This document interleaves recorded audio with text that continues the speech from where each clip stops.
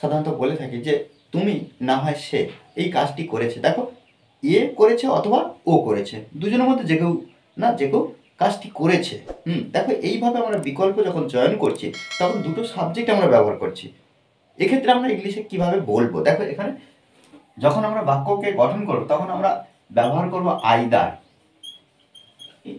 H.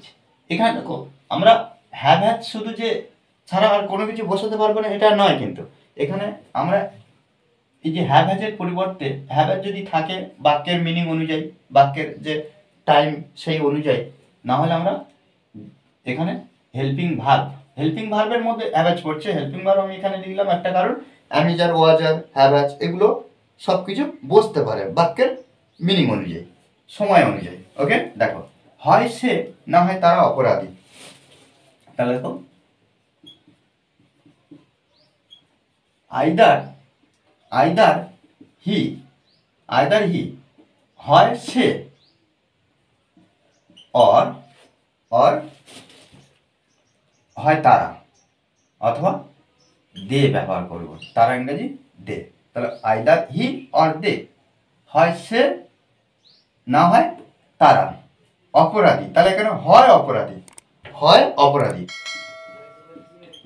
ওকে, হয় সে না হয় তার ভাই কাজটি করেছে। দেখো এখানে আমরা একইভাবে কি করব, আইদার প্রথমে বসাবো, আইদার সাবজেক্ট কি সে, হি অর তার ভাই his brother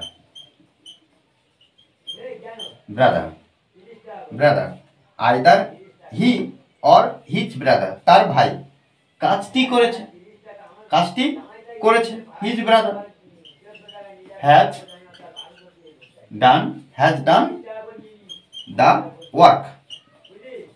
okay, has done the work. হয় সে না হয় আমি প্রথম হব। দেখো এখানে আমরা একইভাবে আইদার ব্যবহার করব, আইদার হি অর আমি এখানে আমরা আই ব্যবহার করব কি সাবজেক্ট না, এখানে মি ব্যবহার করব, me either he or me এই যে হব এখানে ওই জন্য আমরা মডাল ব্যবহার করব, উইল ফিউচারের ক্ষেত্রে ব্যবহার হয়। তাহলে either he or me will stand first. Okay, stand first. Okay, দেখো এইভাবে কিন্তু আমাদেরকে প্রথম থেকে ভালো করে প্র্যাকটিস করতে হবে। যত প্র্যাকটিস করবো ততই কিন্তু শিখবো। প্র্যাকটিস আমাদেরকে ইংলিশে ইমপ্রুভ করতে সাহায্য করবে। ওকে, আর এই ক্লাসটি ভালো লাগলে অবশ্যই লাইক কমেন্ট শেয়ার, আর যারা এখনো পর্যন্ত আমার এই চ্যানেলটি সাবস্ক্রাইব করেননি তারা অবশ্যই চ্যানেলটি সাবস্ক্রাইব করে পাশে থাকবেন। ওকে।